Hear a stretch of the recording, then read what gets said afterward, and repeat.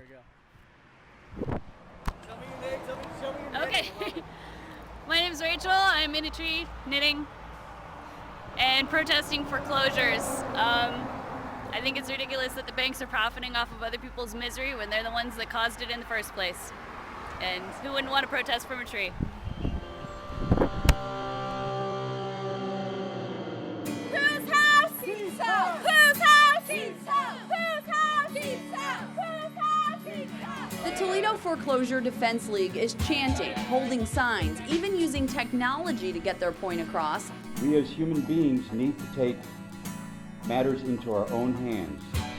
The system has failed us. The politicians are merely mouthpieces for the corporations.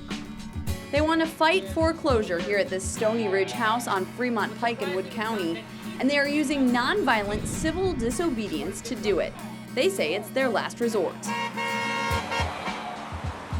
We've tried every single possible avenue that the system has sort of set up for us, and they've all failed. We've tried government assistance, we've tried loan remodification, we've tried calling representatives. We've done everything we can, and it's time to sort of step it up and sort of disrupt this process any way we can. That includes involving police officers who are expected to show up and kick out the squatters. They say they plan to talk to authorities while on lockdown. We will not leave until a moratorium is instituted, or we are dragged out. We are prepared to stay as long as necessary. And while they are stressing nonviolence here, they want to get their message across that the government system is corrupt. This is definitely a national problem that affects everyone, not just the poor, not just the working class, not just the middle class. Now these guys know what they are doing is illegal, but they are willing to take the risk. My son is 25 years old, has the chutzpah to be in this house in support of someone else, to be that selfless. That's huge. I'm proud. I'm proud. Wood County Sheriff says they will come out and get the people out of the house if there are court papers involved. Reporting live tonight, Allison Brown, Fox Toledo News.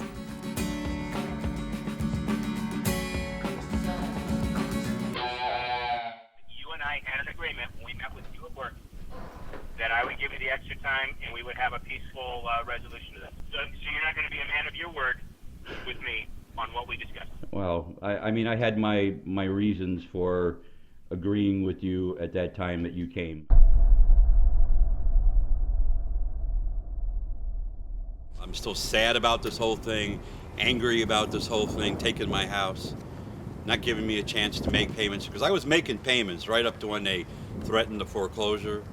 I mean, I wasn't making them timely because I wasn't making enough money. And I'm just going in there today to try to put a human face on the foreclosure when they try to sell my house. But it's my home. It's home to me and my 9 cats, and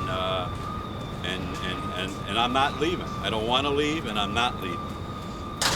I'm a little nervous as to how they're going to handle my presence here and handle my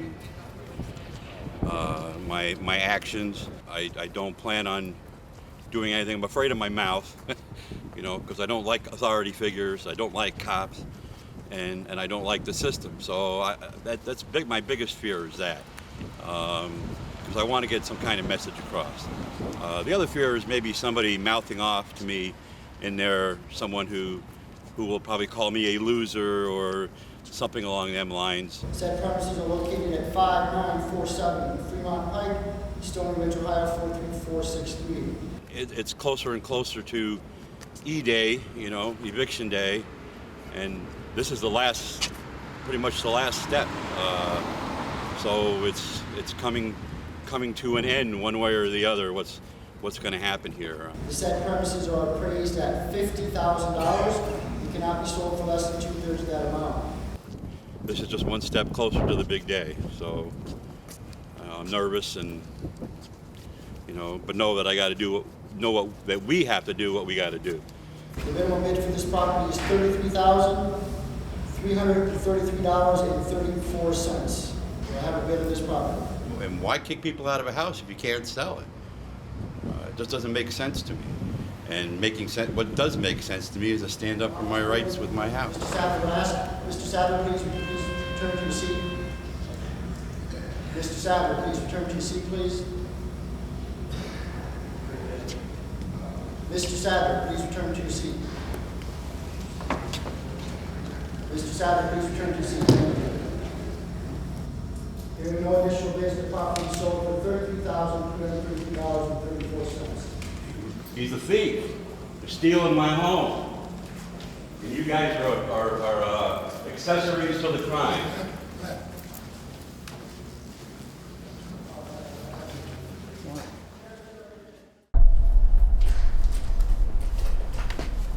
Just fucking pisses me off. I've paid over 10 years into that house. For what? For nothing.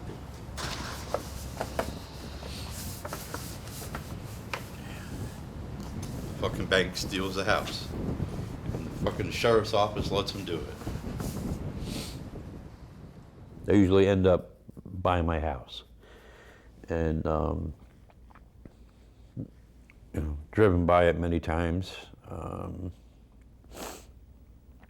You know, seen the new doors and windows that they put in, and then they try to put these vases of flowers up on there to make it, you know, seem like a nice home. Yeah.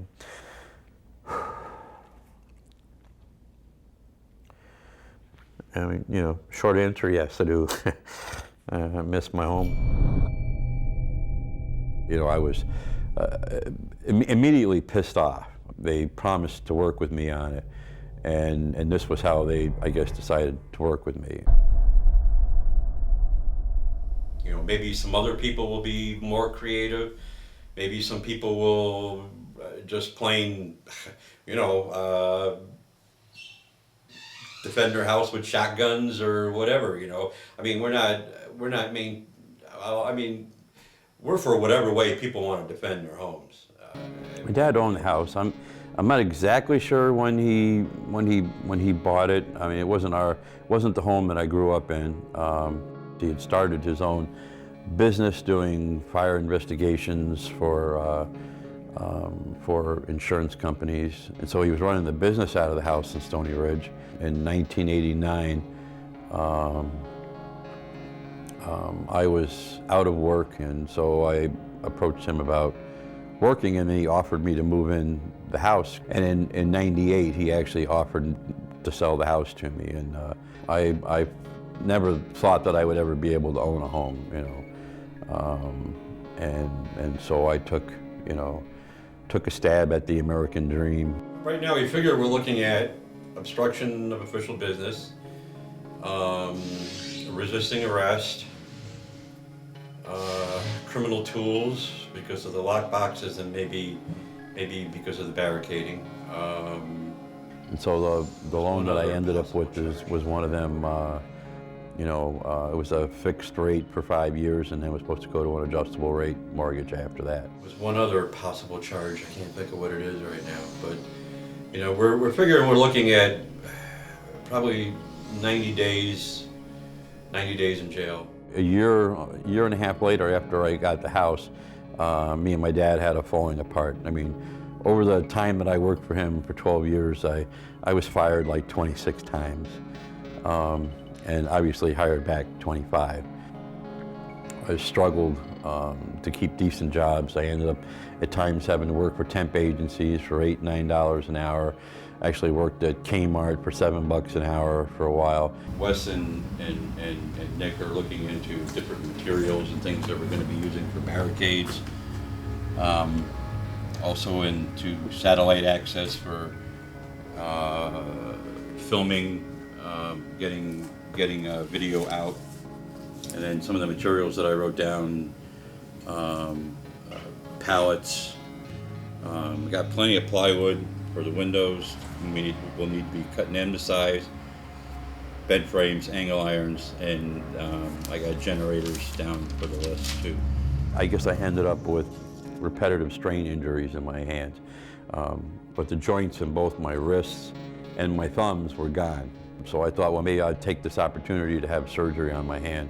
And I went and did that, went back to work, and they'd put a plate and some screws in my wrist. And the screws, because I went back to work, the screws were popping out of my wrist trying to do my regular job. And so I ended up back off work, and in January of '09 ended up with a second surgery. So during that time being off, I was only getting 50% of my pay, fell behind on bills with my house. You know, I've been making payments since '98. Actually, the loan amount was only for like $58,000, and I've actually paid over 40 grand into the house in the 10 years that I was buying it, and only reduced the principal like to $50,000. Only reduced it by $8,000. So the bank's gotten a lot of money out of me. You know, we got 4 months behind. I was in constant contact with the bank. Every time they called, I called them back, let them know when I was going to be able to make the next payment. And they said they were coming up with a plan for people that were in my, you know, my shape. And next thing I know, in January of '09, right around the time of my second surgery, I got a letter saying I had 4 weeks to get everything caught up, or they were filing foreclosure on me. You know, I was immediately pissed off. They promised to work with me on it, and this was how they, I guess, decided to work with me.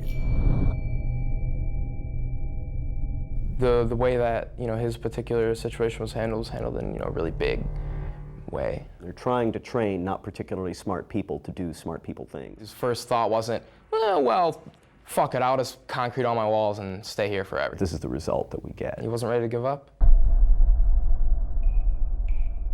Keith was involved in many different causes. I ended up going to my first animal rights conference. I think it was in 2000. He's been an activist for many years. We've worked on food net bombs. It's been going on in Toledo for 13 years, cooking at the Colorado Presbyterian Church, and we've been doing that for years. I've been doing it for 3 years personally. We do other small, like, activist projects. With the socialist group that he's working with, he realized that he wasn't getting the empathy that you know, he was really looking for. Like, no one really had answers for him of any kind, you know. And just seeing just the frustration and anger in him, like, it's unbearable to watch somebody have to suffer like that.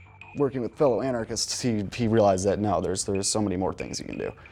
You know, it doesn't just have to be, you know, work through the system. The Toledo Foreclosure Defense League was formed in January 2009. Small group at the time. We went through a coalition, talking to churches, talking to community groups. All that sort of failed. A lot of people were really sort of afraid at our direct action views. Rather than going to the government, we decided to take action into our own hands. We wanted to be transparent, basically. We didn't hide our ideology as an anarchist group, and that was for two reasons. One, because we're proud that we're anarchists, and number two, we wanted to show people that anarchists aren't just a bunch of, you know, angry young kids throwing rocks and bricks through Starbucks or other major corporate, you know, windows.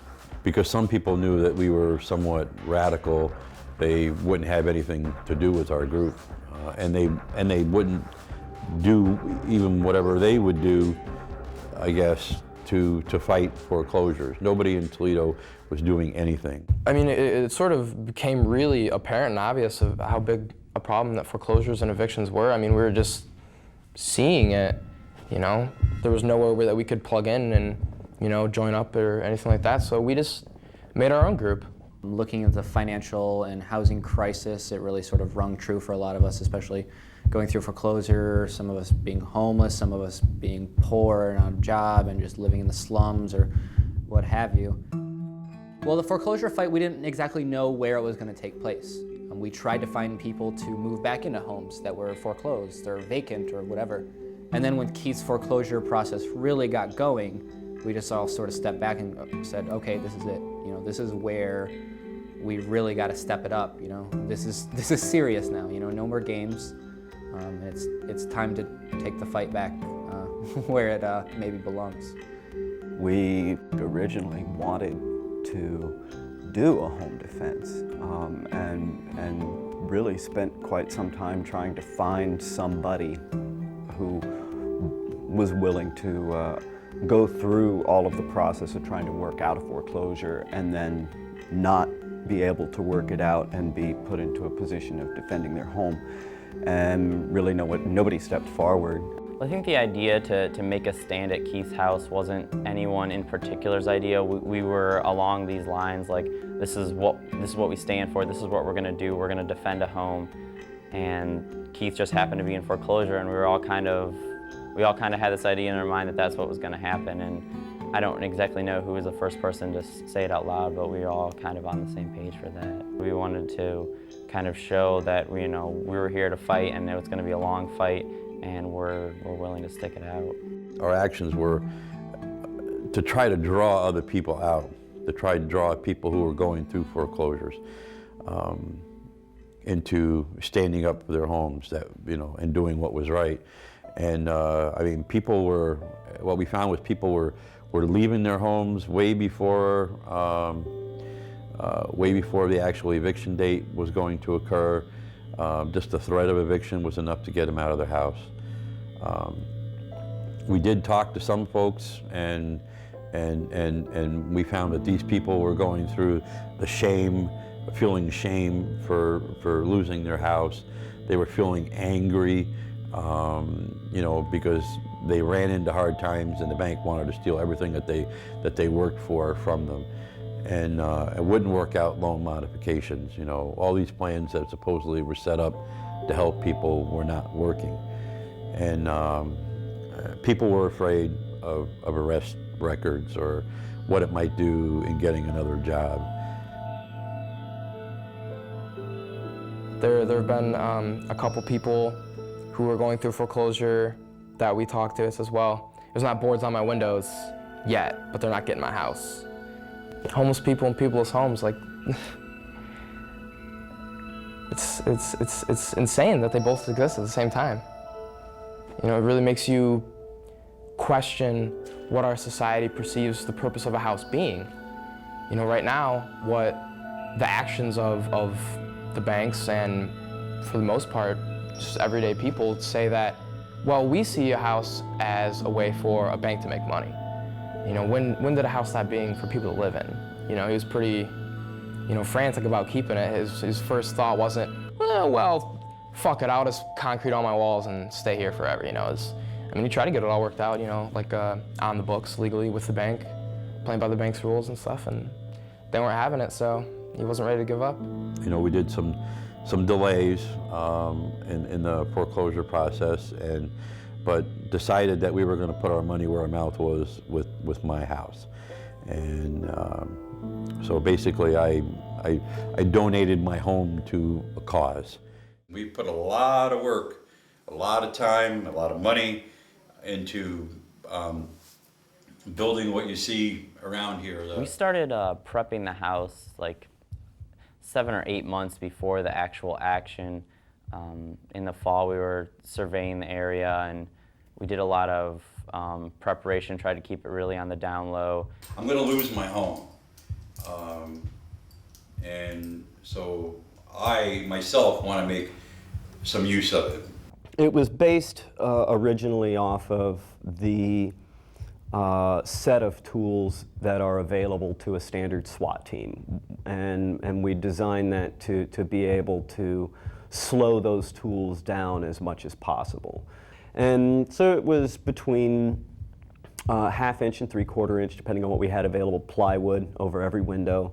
Angle bracers with 2x4s that were coming from the window down to the floor, and those were in multiple locations on each window, staggered randomly, not a uniform staggering. There was hardware cloth and chicken wire that was stapled to the boards and then tar painted over that. So if a chainsaw came through it, one of the teeth of the chainsaw would get hung up in the chicken wire, and then the heat of the chainsaw will melt the tar and then gum the chainsaw up. You can buy a SWAT team breach kit for like $750 or something like that, and it's got all of those things in it. It's got the pry bar and the battering ram and all that stuff in a little backpack that the cop can just wear, and be the breach team backpack guy. They're trying to train not particularly smart people to do smart people things. And this is the result that we get. There were 3 different computers that were involved actively with this. There was a desktop computer on the inside in the dining room that was hooked up to the primary broadcast camera. And then we got our little communication center over here.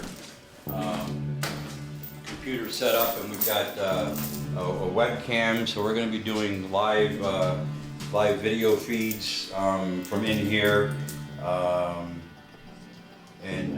We want everybody to know what's going on and to be able to see what we're going through inside here.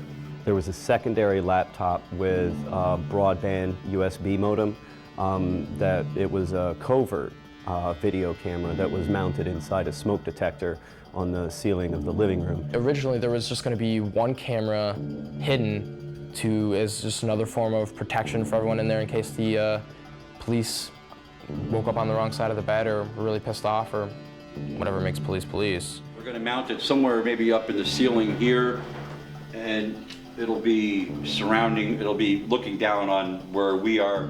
We had a laptop up in the attic that would be overheating if we would have left it on, so we're like trying to figure out when to keep it on, when not to. So the idea here is to make it as much of a pain in the ass and not want them to go back there, but basically I'll be behind this wall here on a computer operating the secret camera. It was hot. It would have not been good for him to be up there the whole time. But every time you'd have to get up in there and you would have to rehook it up and through the floor and everything. My name is Jessica, Jessicca. I thought it might make a difference, unfortunately, for being a female, that maybe the cops would not be as harsh or something like that, It's people I love. Keith's my friend, and I wanted to be there. We had planned to lock down with these lock boxes that we made up. It's a common activist tactic for blockading things. They used them in Seattle during the World Trade Organization protests and a lot of other environmental protests. And this is our super duper lock box here. Basically we have, what do you call this? Well, it's a plastic pipe, like about 8-inch, 8-inch pipe. It's wrapped with chicken wire, and then we have concrete embedded in the chicken wire. On the inside, there's also another section of chicken wire.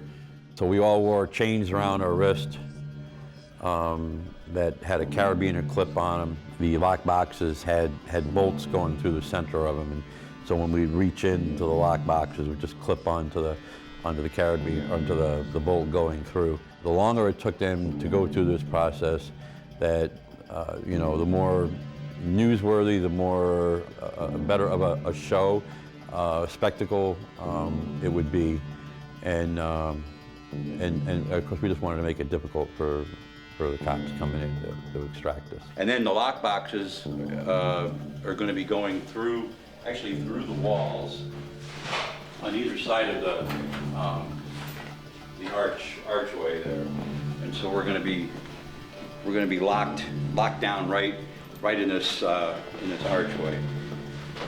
We'll have one going through here, one going through the other side, and then a person in the middle, or 2 people in the middle, 2 people on the ends, and locked to there, so that if they get through, then they still won't have us to take out to arrest yet. They still have to go through the lock boxes to get us out. We thought that someone defending their home deserved to be able to resist whatever way they could. And then there was a laptop out on the porch that was also working in managing and moderating the chat rooms. The idea is to drive the media into the direction that we want them to go in. I felt like my whole family was going to be in there, and there was no reason for me not to be. I stopped being able to come up with reasons not to be in the house, and I just felt the need to be there. I thought that I'd be a good calm part to bring in to the table. People are are getting psyched up. I think over it's taken a long time. There's been periods of, you know, where it hasn't been a lot going on, and a lot of people being able to see what maybe this might look like. But now what we were going to do was we were all going to be out on the porch, and then after the press conference is over, we were going to go all march into the house and seal ourselves up. But we thought that the timing might not be very good, because obviously to get people out to a press conference, you got to put out the word, you know, hours in advance to get the media there. And we thought that time between then and the press conference could be a time that law enforcement would show up and prevent us from even getting in the house and stop the whole action cold. I wanted to get one more last breath of fresh air, but they were already putting the X-brace on, and so I'm like, oh, I guess this is it. So we were all nervous. That night there was, I don't know, there was talk, people maybe making arrangements to rotate out. I thought it was the first night, and you know, some of the folks are losing desire to stick the whole thing out. All right. First, I want to emphasize this is a totally peaceful resistance. We are unarmed. The only act of violence that will be committed here will be by the representatives of the banks, the Wood County Sheriff's Department. And basically had the TV set up outside, used someone else's laptop out there, and connected the laptop to the TV. We are merely representatives of the millions of folks who have been thrown out of their homes, and the millions waiting to be thrown out of their homes. And actually that was the whole purpose for the 2-inch hole on the porch, was to run power cable and through for the TV and for the sound system that was out there for that. We as human beings need to take matters into our own hands. The system has failed us. The politicians are merely mouthpieces for the corporations. We must come together in our communities and solve our problems and learn to live without the corporate system. And when the press conference got done, then it was time for me to make a statement through there.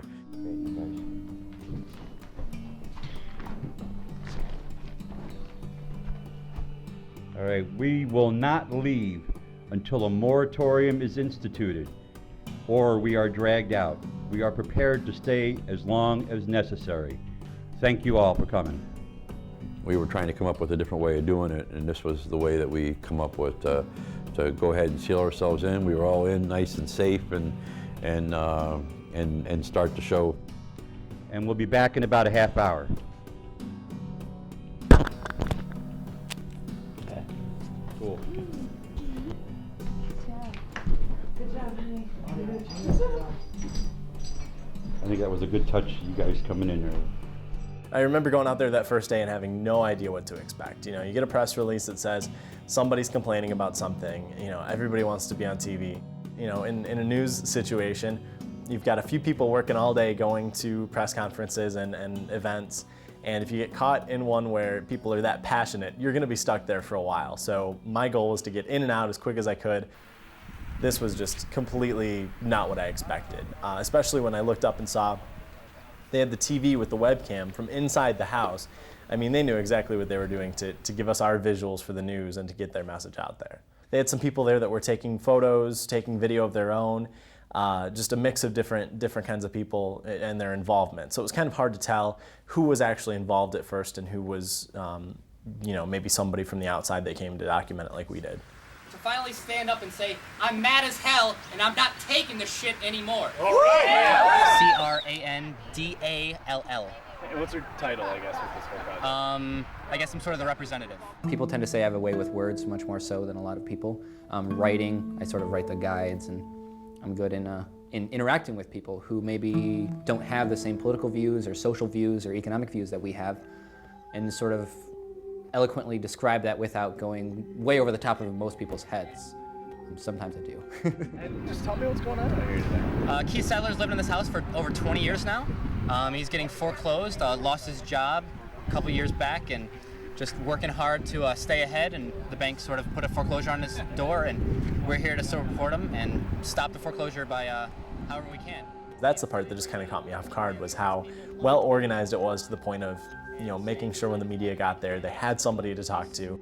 And it was soundbite after soundbite after soundbite, which is great for us, and it's also great for them, because when they give us exactly what we want to, you know, what we want to hear, the kind of stuff we're looking to hear, you know, that's going to get their message out there like they want us to. What is a man to do, right? Is he supposed to stand aside and allow this stuff to happen?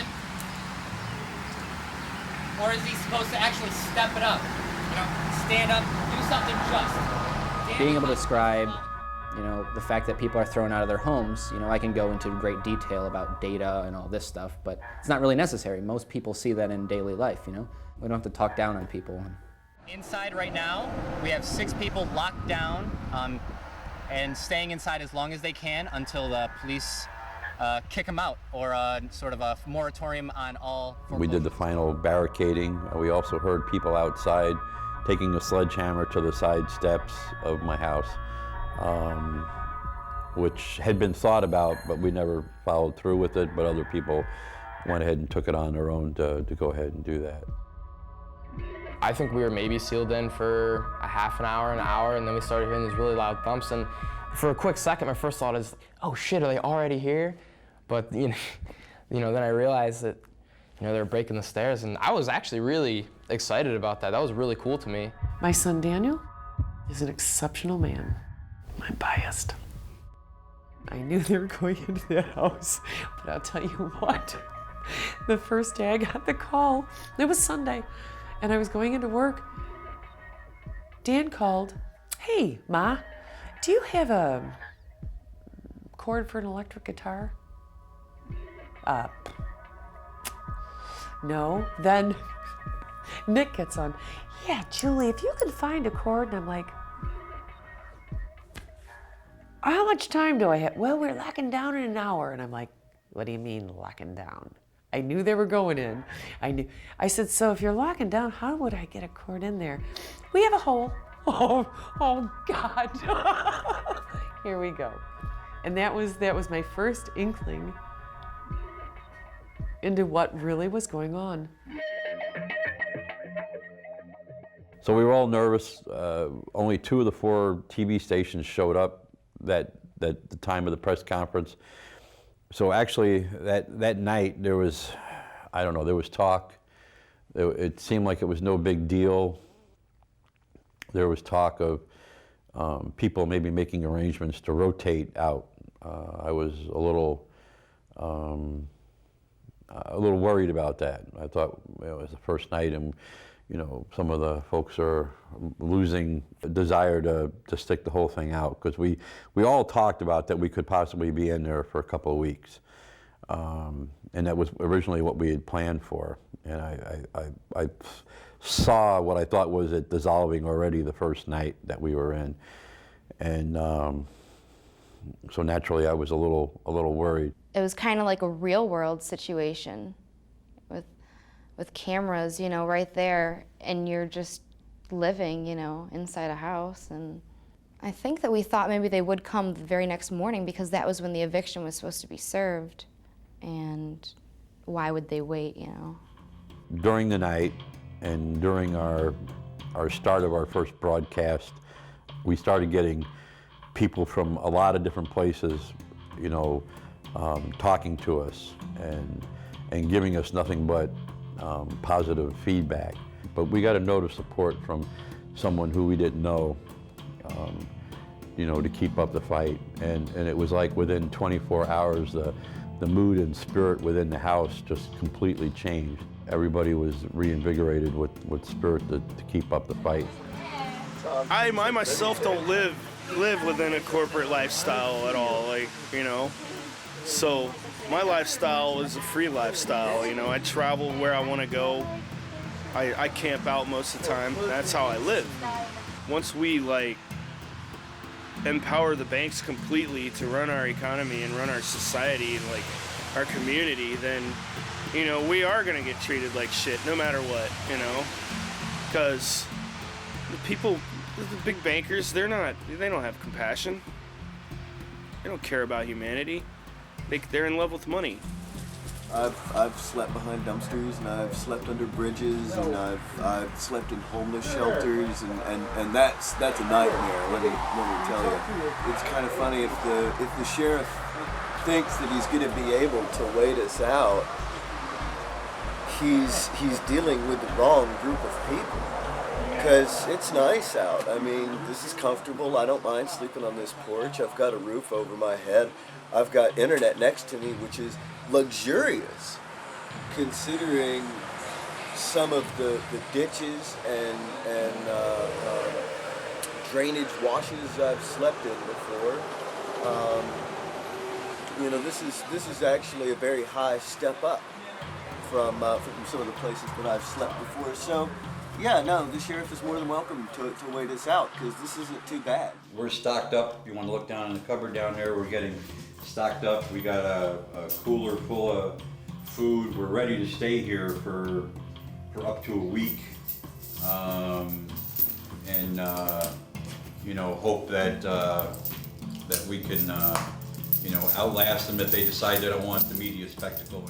We were international in 24 hours, and that's good. What we did different, other than most anarchist organizing, is we were relying primarily on the mainstream media. We were approaching the mainstream media directly, which signifies a shift in tactics in anarchist organizing. Generally in direct action events, media is kept way more than arm's length away. They're kept at a distance. And if we want to do any movement building in the United States, that's going to have to change. And it isn't only anarchists that have deep feelings about the foreclosure crisis. It's Republicans, it's Democrats, it's independents, it's libertarians, it's non-political people who've never been political a day in their life. Everybody's getting affected by this. And to do movement building, we have to reach out to the rest of the community and become transpartisan. During some of our broadcasts, we actually called the sheriff from inside. You guys are just being, strong men for the banks. You're not really serving the people. You're serving the corporations. I took an oath in office that I will enforce the laws of the state of Ohio. And when I have a court order to do something, I do not have a choice of whether or not I follow through on court orders. It doesn't matter if I agree with the court orders or don't agree with the court orders. I have a job to do as sheriff. I was elected to do a job, and I have to do that job. Not 11 days, but tomorrow it'll make sense. Lance Crandall, right? Yep. Okay, can you spell Crandall? Crandall.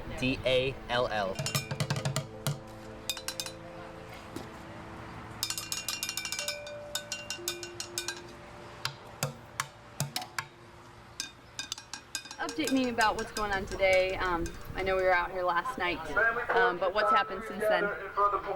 I'm sorry, what was that? What has happened since then, since we were out here last night? Well, we had people camping out overnight, and so just sort of people inside. We have 6 activists inside. Sorry. No, Let me start again. No, you're fine. We had people camping out overnight, and we've had people out here all day, sort of just getting the public out here.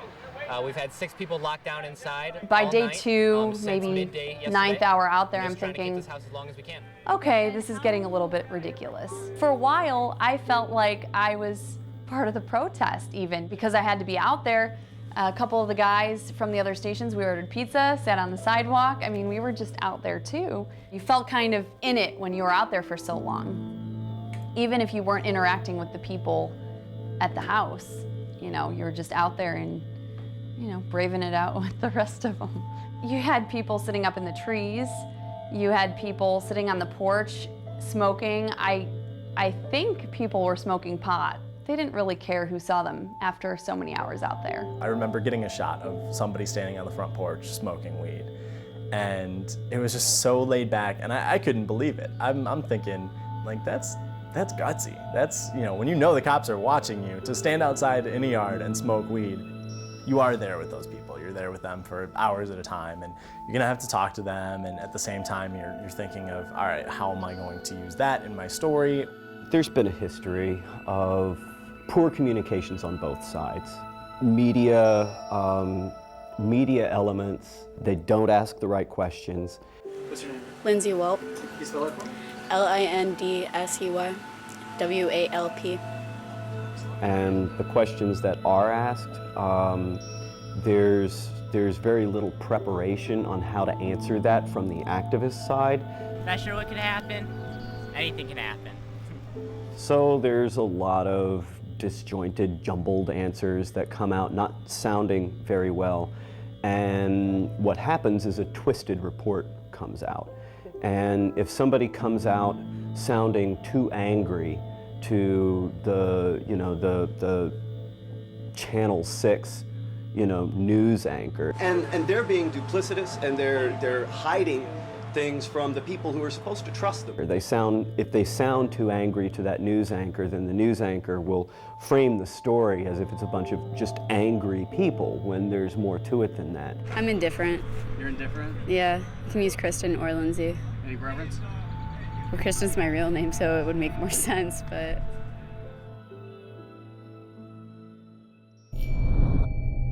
I think this culture is sort of an abuser in a lot of the same way. And you just lose battle after battle after battle, and you just sort of tend to give in a little more. When we were inside and on the phone, I was telling him I was giving him his last chance to declare a moratorium, and he says he's not going to do it. He's got, he can't just let the law, people disobey the law, as he put it. I do not know of any sheriff in Ohio that has, on his own, gone out and done a moratorium on sheriff sales. I do not know of such a case. Okay, well, being first wouldn't be such a bad idea, a bad thing, and like I said, we would get national support for you as well as local support. Let me know when you're ready. Is it something major? Or? Public demonstration. Probably want that, right?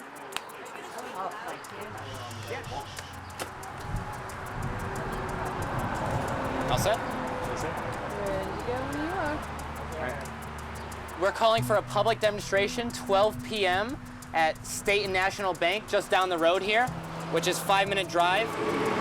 So as many people we can get out to that, sort of calling a moratorium, calling a stop on Keith's eviction and foreclosure, and as many people as we can get out as possible. Pass the word on, make calls, send the emails, send the pigeons, whatever you have to do to get it out there. Thank you. What's your name? Wednesday, 12 p.m. What's your name, title, and phone number? Lance Crandall, LanceCrandall. What's your title on this? I'm the representative of the Toledo Foreclosure Defense League. What's the ideal situation for you today then? Being out here, what do you hope to accomplish? Basically, what we hope to accomplish today is show that there's a lot of popular support for Keith Sadler and for the other occupiers of his home. We're just trying to get them to back down on their heavy-handed stance against them, and just trying to get this foreclosure pushed off the map. We have million-dollar mansions and we have people on the street. That's to me is deranged. I think that's a deranged culture. And maybe that's another reason people are afraid of some of the direct action things we take on. How'd you find out about it? Some friends told me. Your friends do this? Yeah. That's because I believe in, so I want to support him, show my support. But also, you're so used to losing battles in life. You're so used to getting stomped on, You get stomped on at work by your boss. You get stomped on by your financial bills. When you're loaded with debt, you vote and you vote and you vote, but for some reason, these politicians don't pay attention. His lawyers say they can't even produce the original mortgage that he signed in 1989 or something like that. Which our illustrious Congress lady said you must possess. Yeah, all they have is a Xerox copy.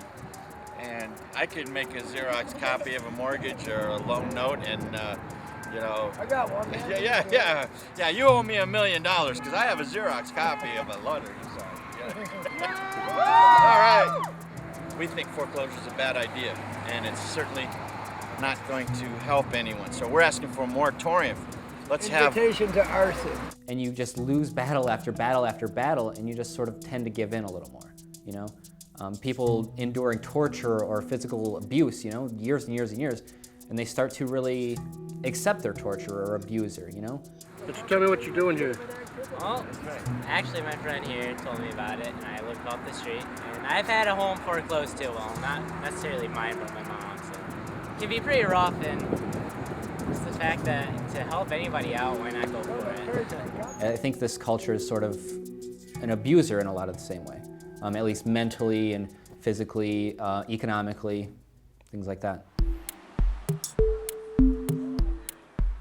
In my perfect world, there wouldn't be actions like this. It would already be an anarchist utopia. And since we're probably going to be out here for a little bit longer, and by a little bit, probably about the rest of this month, it's good to have like shelter. Even if I'm not here, somebody else can use it. I think it's rainproof. We're making flower boxes to make like a little farce about this being like home sweet home. And one of the other members is like, I'm gonna be here for a while, fuck it. I might as well end up making a little house because it's fun. And then we actually have a place to go because at night everybody is like everywhere talking and watching out for stuff. This is the bathroom.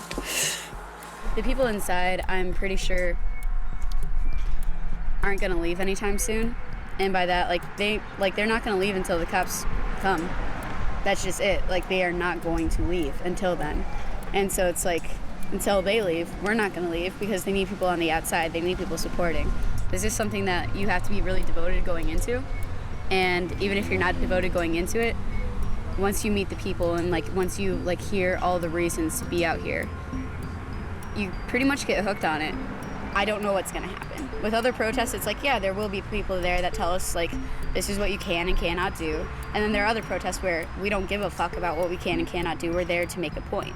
And after this, I'm probably gonna take a break because it takes a lot of energy and it's mentally draining to a certain extent. Like with much larger scale things, it's like afterwards, like I either need to take like a week or two off or I need to take like a month or two off, depending on how long it goes for and how intense the situation was. Because it's just like, this gives me so much energy while I'm here, but when it's done, it's just like you deflate. And then to pump you back up, you either need another action that's just as intense and that like the cause you need to be there for, or you need to do something that's for yourself. For us, the newsworthiness, I think, mostly came down to the fact that big F word, foreclosure, was just such a big deal, especially at that point in time. And hearing somebody standing up for themselves and kind of, you know, taking this to a different level than anybody else ever has. You know, you see the 20 seconds of video talking about the foreclosure rates in the United States. I looked up a bunch of statistics last night. And you see, oh, look, it's a picture of a house. Oh, look, it's a picture of a for sale sign. But putting like a face and a story to something that everybody's heard about, I think, was part of the draw for us too. We don't have the activism because we don't have people that see. They're not seeing. We have a generation that hasn't known light or dark. We have a generation of people that have not known war. And then we have a generation of children then that were shielded, not from reality, but they were given a different reality. A reality of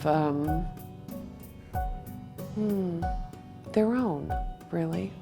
Maybe that is why it's shocking to people now to see someone protest, actually speak out, actually have an opinion, to be a little disobedient.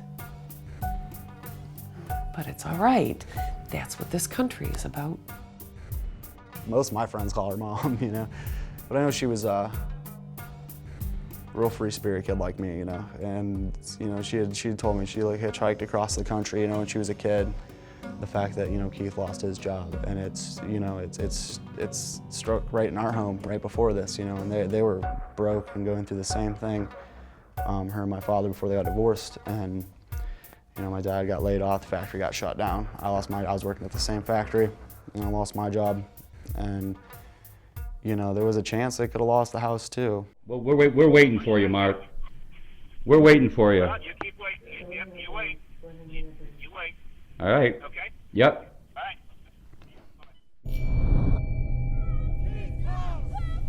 Keith's house! Keith's house! Keith's house! Keith's house! Keith's house! Keith's house! Keith's house! Keith's house!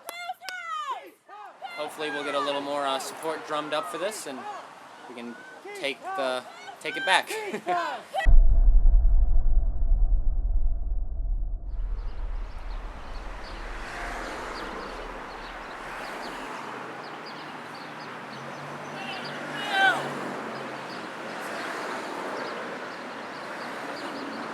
a nice night last night, nice day today.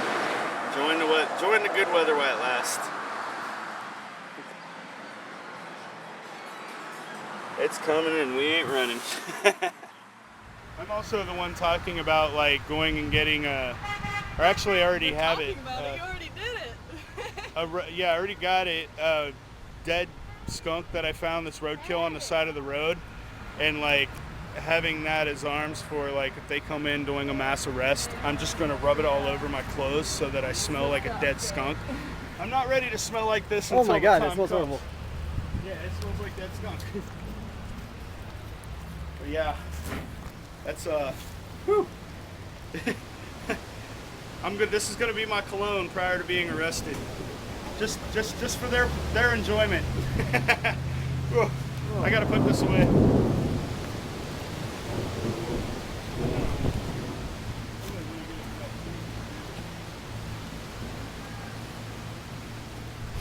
There's a house just down the street, 4 doors down and across the street, not with State Bank and Trust, but some other greedy fucking bank.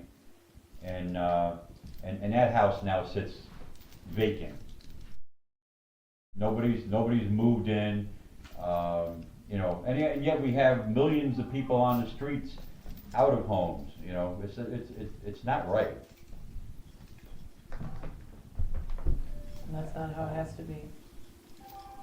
In fact, that was an open invitation to squat that house 2 doors down. Definitely. Across the street. We just got a call at the station, I guess, that they're going to be evicting him right now. Who has camera phones? I do. I do? Okay. I do. Start taking pictures, send it to friends, have them loaded up on Facebook, MySpace, get it out there. We've done, you know, press releases and things like that before, just talking, but unfortunately, that's not newsworthy, right? No one wants to go see more people talk. We're used to that, you know. Politicians talk all day. We don't need any more talking. There we go.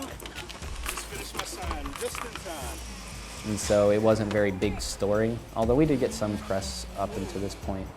But when the story really hit, you know, when they were like, oh, people are locking down, here's a video of people locking down, here's the barricades, here's the boarded windows, you can come check it out and talk to us through a hole in the wall. You know, that's when it really registered. Hold it up. This has only sort of rejuvenated the spirit in a lot of us, brought new people in from all across the area and across the country, you know.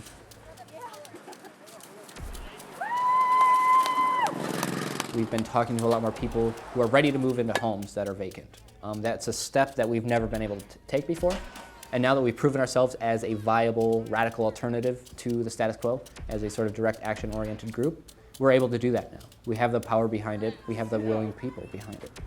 Well, we're going way, way back to, you know, classical environmental causes. It was think globally but act locally, right? You can't change the housing crisis across the country. Maybe if you're a politician, you can have some major leeway. If you're a major financial figure, you can maybe have some power in that. But for workers or unemployed people or even middle-class people, you don't have a lot of power. So you just really have to find where your strengths are. You have to fight locally to hopefully better the situation, inspire other people in their own communities, in their own villages or cities or wherever, to fight their own battles too.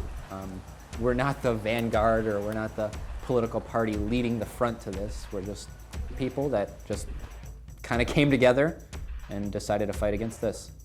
We actually broke the new screen record yesterday. The record that they previously had was 1,000 subscribers with about 112 viewers at one time. And we were up to 512 viewers with 44,915 subscribers.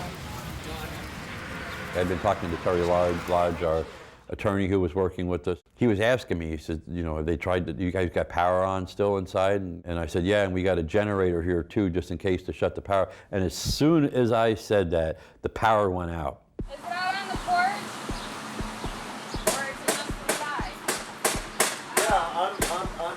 And so I yelled to them guys, I said, go around and see who it is. My first impression was that it was an electric company pulling the meter. There's a guy that just cut the power right over here. He's walking back to the back of the house with cable cutters. You know, it was a little while before I found out what had actually happened, as they saw someone out there who was military looking, you know, with actually cable cutters, that they didn't pull the meter, that someone actually just cut the cables from inside the meter box. I'm fixing the power meter, and I'm going to give you your electricity back. It's going to take me about 10 minutes. All right. Wesley. Yeah. I just went back here. There are sheriff vehicles parked back there. So they sent somebody up here to cut our power in plain clothes.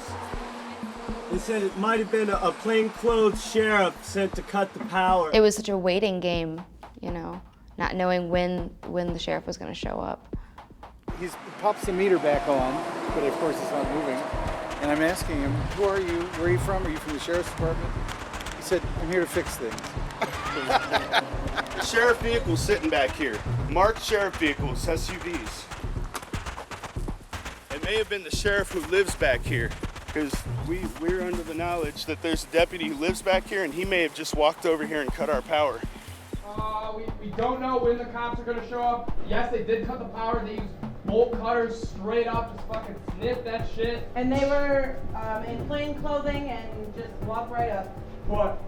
In Soviet Russia, power cut you. I was a little on edge, not because of the actual power being cut itself, but it's like, oh, okay, they just cut the power. They're coming in like right now. We then started to try start up our generator. All right, Ron. Welcome back, Stony Ridge. We got power. Fuck you, Mark, and your chicken shit bastard. We had problems getting it started. We had some problems getting our backup power on, and we finally got it, and so now we're back on the air. And we had it exhausting outside through a little hole in the wall, and it actually failed on us. Still exhaust?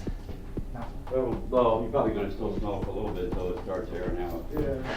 I think because of the problems we had getting it started and not enough practice before to make sure that the generator was going to start right up, we probably did something to that exhaust. Yeah, that's a good point. You should call a power company and report an outage. Yeah. Maybe I'll come and fix it. Yeah, let's do that. I'll do it right now. Just find the number. The way house electricity works, and this is generally the way that people steal electricity in cities like Detroit, is the electricity is coming in from the top of the line here. This is what goes to Toledo Edison. And so this is the top end of the meter. And the bottom end of the meter is what's called the load side. So while this meter is plugged in, it's actually feeding electricity from here to these connections right here.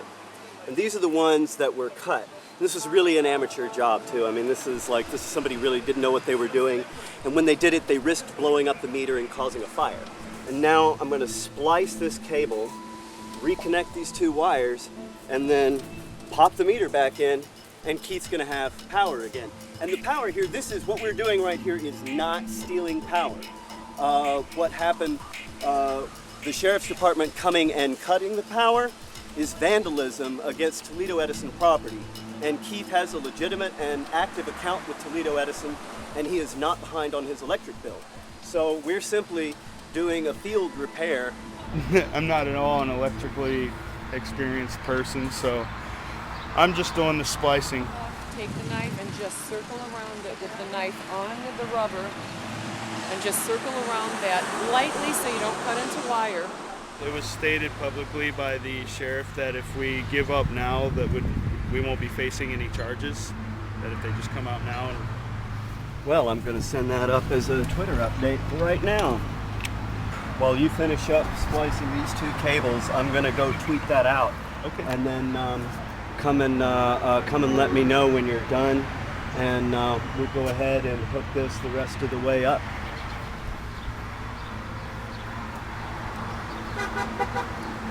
Boy, it would really be exciting to just watch me get like fried to a crisp. We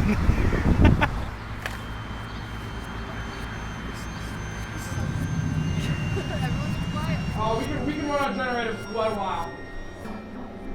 We should be able to run it as long as we need to. Hey, watch that, Joe! Carbon monoxide just started pouring out, you know. You could smell the exhaust, like in the living room and stuff where we were, so obviously, you know, the poisonous gas was everywhere. I wish I could hug my mom. Fuck. You just get really lightheaded and dizzy, and you get really lethargic, and, you know, you feel sick.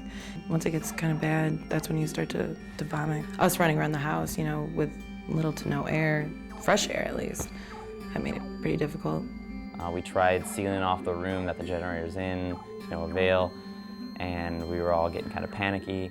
We put our gas masks on. Unlike they said gas masks will prevent the carbon monoxide. Then we didn't know the gas masks don't really do anything for that because it's like a depletion of oxygen. And for a while I thought we were going to have to maybe call the thing off, you know, because I was concerned over people's safety. It was, you know, kind of scary, like getting a headache and being in this enclosed area. You know, should we just call it off? Should we open windows? What should we do?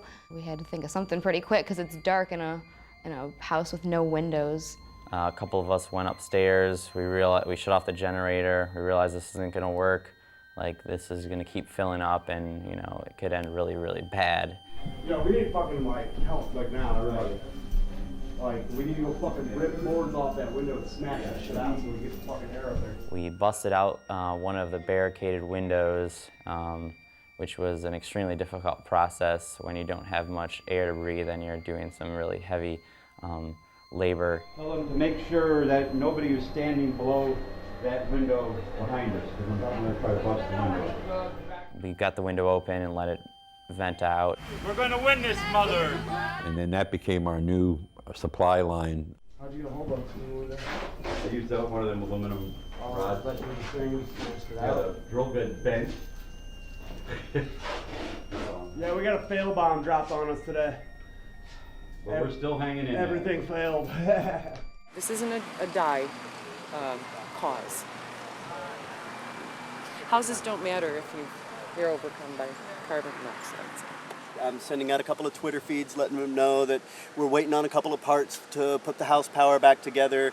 We're moving the generator so that it's in a safer location. Yeah, you can let it go. We got it. You guys got that? We got it. All right. You need a room to double sheet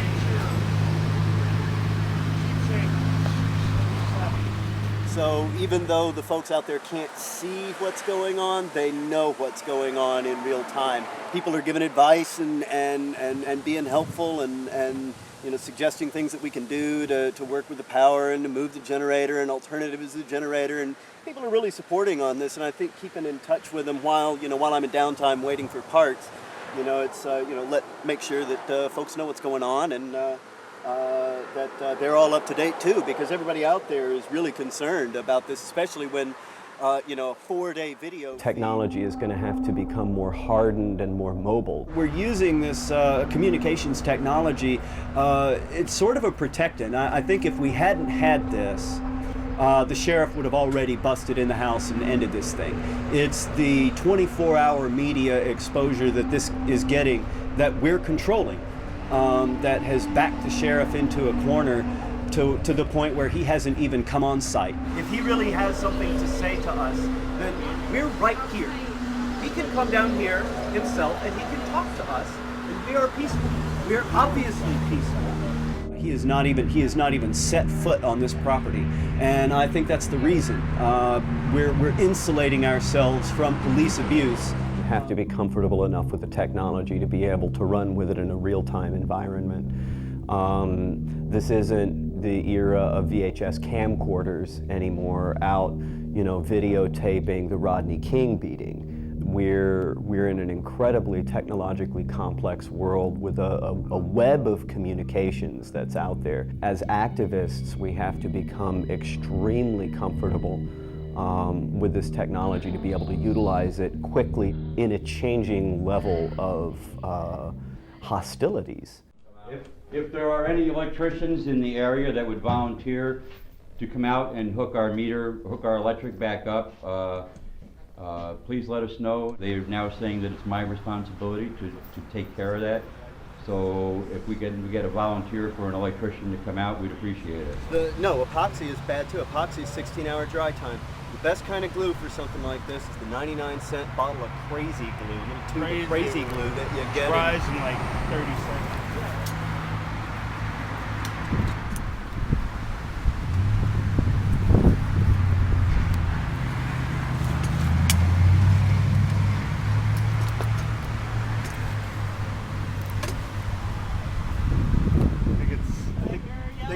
They got power. They're on. Let's check with them. Power's going. No, don't check with them. I can tell the power's on. Look at the meter. It's spinning, which means that Toledo Edison did not shut off the power. The sheriff did not get a warrant to shut the power off here, and that this was a totally extra-legal operation. This was a totally extra-legal operation which senselessly endangered the lives of the people inside, and I'm furious that we had to take this measure today. Not to mention, get the tarp up his over own this life. and get this protected really quickly.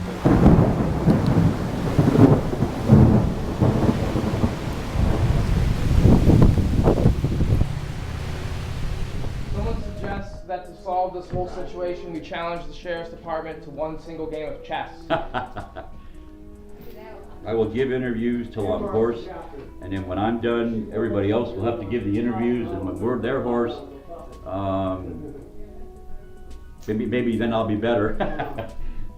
But this is important to do this, and I don't mind talking to people about what's going on because it's important. We got to fight back. This is a working class house in a working class neighborhood with a working class person who is going through one of the greatest injustices in human history. And people can see that. I don't mean to. It's not recording yet. Lauren, you suck at life. Okay, so there's a tarp over the generator. Why? Over the power meter, because we reconnected the power with jumper cables. The We power is now working. need that. Which also The we I'm means that- speaking of is the we of my generation that are tired now. They don't want. You get to a point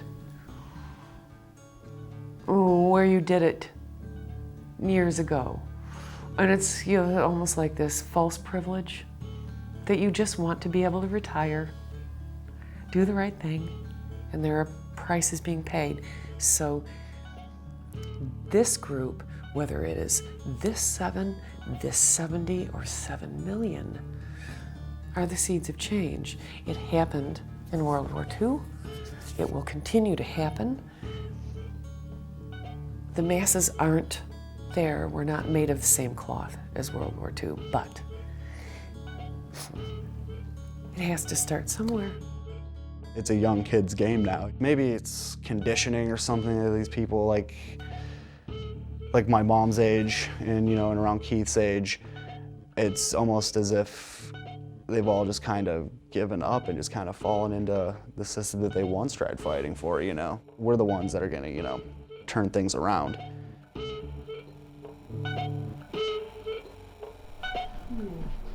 Moaning. Good morning, Stony Ridge. And the rest of the world. A lot of people don't believe that people really think like that, but it's not true. Like, my needs are met, and I don't have a lot of wealth. I don't live in material comfort, but I have what I need, and I'm fine with that.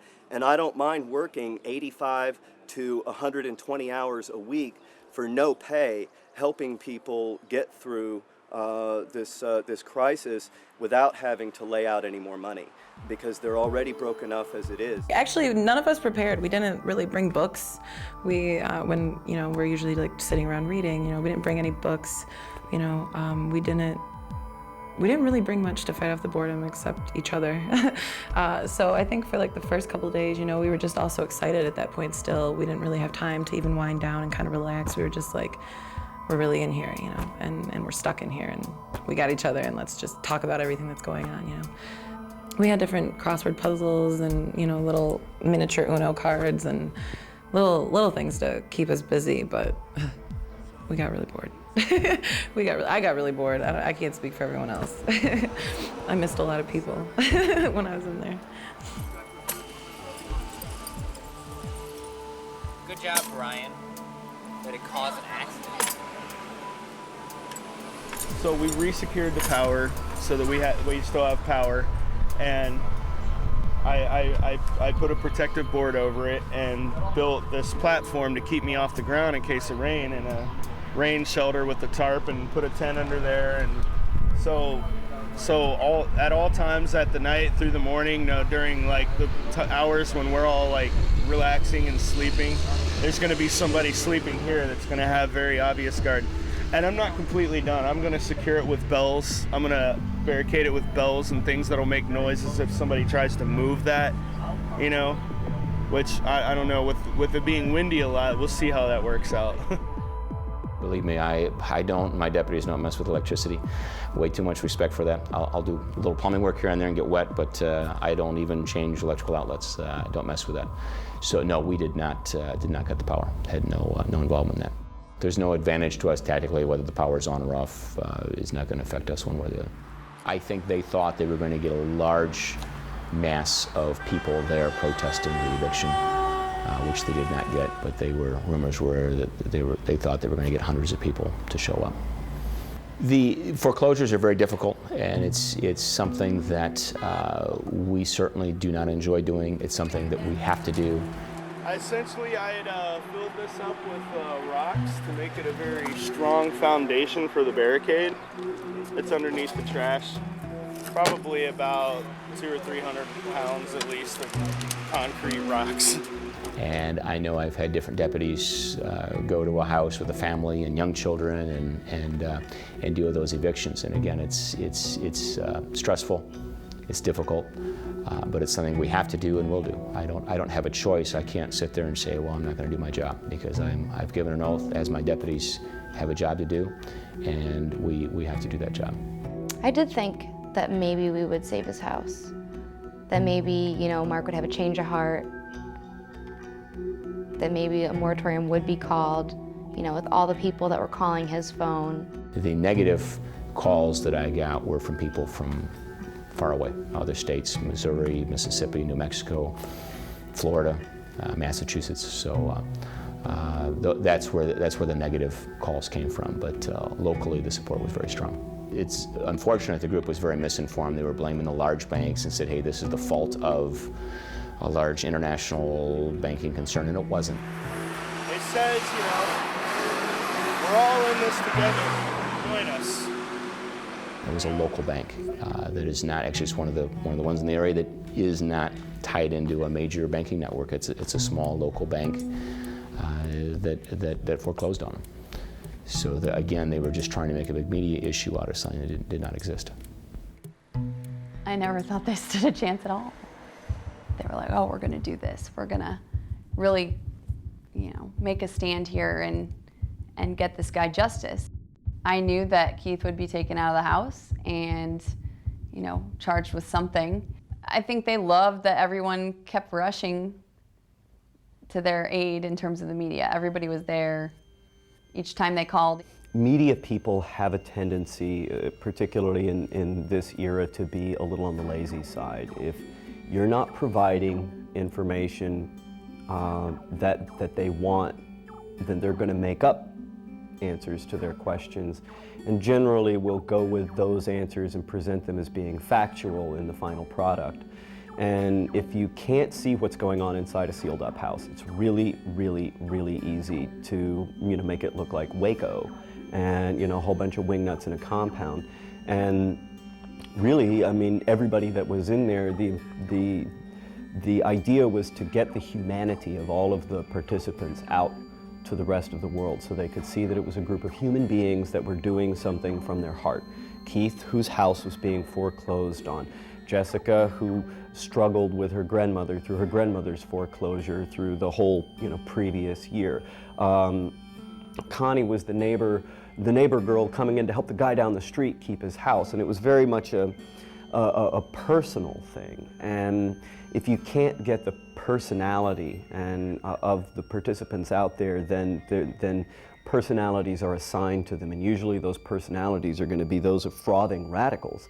I believe in hugging people for more than 12 seconds, and I believe in the sun and the moon and myself, and loving people. And that was Connie's first political action. She'd never been political before. I'm very proud. I'm very proud of my son. Most of those people on that lawn, they've been there before, camped out before, campaigned, made signs, but I didn't go in with that same conviction that the people in the trenches went with. But I got to ride their wave. As much as we are two separate entities out there, we do have that same sort of, that same sort of surprise. Every time a cop car drove past, we're like, wonder if it's gonna be now. And it's like sitting there waiting for the Jack in the Box to go. You're just wondering, when are the cops gonna show up? When are the cops gonna show up? Just turning that knob, waiting for it. They're pretty stupid. They really thought I was just gonna leave the house, We've been here for 20 years and they're just gonna leave because you tell them to get out? We can gather a lot of information by watching the webcast. What does the inside of the house look like? How much damage? Because they obviously had done a lot of damage to the inside of the house. So we were looking at that, trying to figure out comments, where they're coming from, so that we would have intelligence that when we were ready to go in, that we would be as prepared as we could be. We prefer going in when they're sleeping or not up and running yet. 6:15 in the morning, Friday morning, I'm asleep in my sleeping bag, and it's the first battering ram against the front door that wakes me up. I didn't really know how I would act when the cops did come. Well, there was about 5 minutes of warning before they actually got into the house. It took them probably 10 minutes. It did take them probably a good 15 minutes to get in. Normally when we enter a house, it's a matter of seconds, so it took us 3 minutes or so to get into the house. Just woke up to boom, boom, sheriff's department. I hear glass breaking and them screaming, telling us to come out, It was pretty easy to realize that it was coming from all over the house, that they had multiple attack points that they were trying to get in. Wow, this is, it's really happening. I hope that our safety is gonna be okay. Is the camera working? Is it gonna catch everything? Oh crap, I didn't do the camera, we didn't hook the camera up. Nick kind of sat me down with his eyes, more or less, and I was like, I don't know if I can do this, And he was like, you're fine, you don't have to, but you're fine. And I just sort of sat down and tried to calm down. And then the cops come in. We were sitting on the floor with our hands in these lock boxes, and you could tell by the looks on their eyes that they were all looking at each other like, okay, what do we do now? Because I guess it wasn't maybe part of what they thought was going to happen when they came in. As the battering ram against the door wakes me up, and I kind of sit up, and as soon as I do, another breach team is basically straddled over the top of me, and they're ramming about a foot above my head, glass is shattering down onto my face, and there's an AR-15 with the safety off and the finger on the trigger with a masked up sheriff's deputy. Says, if you move, I'm taking you out. The last time I was in that position, I was on the other side of the gun, and when I said that, I meant it. I was a little scared that they were gonna do something, that they were gonna shoot, they were gonna tase us or something like that. They looked ready to do something, especially if we're putting our hands on our heads because we were locked in the boxes, and they might not have known what we were actually doing. So they were kind of trying to be stone cold, but I looked around at a lot of their eyes. I kind of grabbed their eyes and I, made them look at me and just kept talking to them. I just kept telling them how much I cared about them and how much I loved them and how they were in the house and we could work together. We didn't have to be enemies. I didn't think I was that scared. I thought I was a little bit more prepared, but I just couldn't stop shaking. When I was in the box, I was just shaking uncontrollably, and I was like, well, the situation's calm. I knew this was gonna happen, but I just, for some reason, I don't know, subconsciously or something, I was just really scared. The whole world is watching! The whole I can't say for sure who it was, but one of the officers threatened to tase me. I asked him why he wanted to tase me, and he said, well, you're resisting arrest. And I said, I'm not resisting arrest, honey, I'm right here. You just gotta get me out, that's the game. He picked the glass off my face, rolled me over, and handcuffed me and took me out. And then a female officer took me and said, okay, here's what we're gonna do with you. We're gonna lead you off the property, and we're gonna cut you loose, and you're going to leave the area. And I said, well, fine, I'll just go stand across the street. Our passion for freedom is stronger than your prison! Our passion! no, you don't understand. You need to leave this entire area or you're going to go to jail. I'm like, well, at least let me get my boots back. And she said, no, I'm sorry, those are evidence now. You'll have to collect those at a later date. 6:15 in the morning and it's raining. You can't force me to walk down the street with no shoes, you know, under threat of arrest. Boots are not a threat.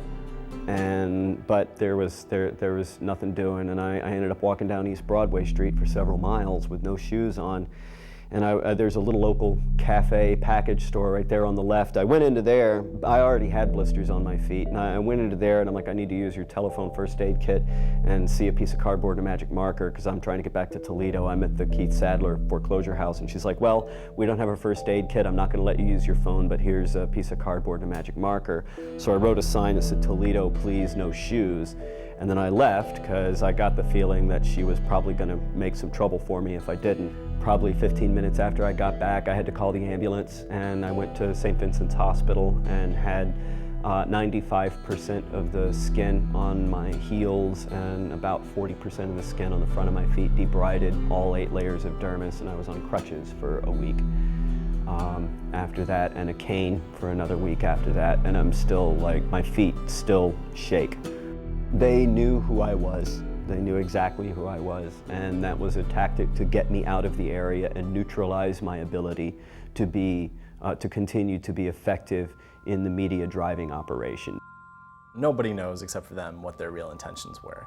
Does it seem to me like it was more of a media kind of geared event? Yeah, everything seemed to be geared that way. Did they really think that what they were going to do was going to stop it? I don't think there was any way they were going to save it. I don't think they thought there was any way they were going to save it if they had sat down and thought about it. So then the question is, if they didn't think they could save it, what was their second goal? And I think that was the media attention. I think they understand our ulterior motives as much as we understand theirs. I feel sorry for people that try to help themselves that have been in a bad position, whether for health reasons or losing of jobs, where people try to help themselves or try to work something out. I don't feel sorry for someone that goes 2 entire years without making a payment, that has had a job actually during this whole process. Back to the grind of a federal government job, the Census Bureau, and also with no benefits and low pay. But it's what we got to do, I guess. According to the president of the bank, they tried working with him, and it was as if he had made up his mind that he wanted to be foreclosed upon. And so no, I don't feel sorry for someone that allows themselves to get in that position and then wants people to feel sorry for him. And as I've been working for the census, the area that I've been assigned to, I usually end up by my house, and driven by it many times.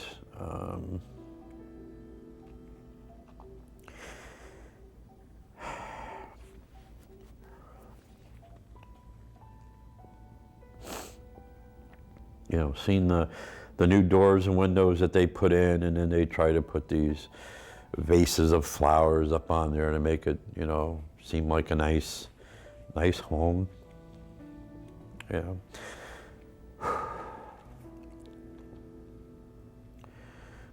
I mean, short answer, yes, I do. I miss my home, and I miss, I don't know, my cats miss being able to run around like they did and have all their hiding places in the place, and I mean, there was mostly good memories of home, and yeah, I miss it. I think he was trying to get his name out there. I think he got wrapped up into something bigger than he was, and he was looked up upon by the people that were wrapped up in the group that he was wrapped up in, and I think that he enjoyed the attention that he was getting from that. And 18, 19, 20, or there were some that were in their early 20s looking for a cause, saying, hey, we're going to change the world, and that's very common for that age group to young people think they're going to change the world, whatever line of work they're going into, whatever they're doing. This group just happened to be mostly unemployed young kids that were looking for a cause. And whether they really understood the cause or not, I don't know. The system can't be fixed. It has to be brought down, and people need to resist these immoral evictions. Don't leave your home. Stay and resist.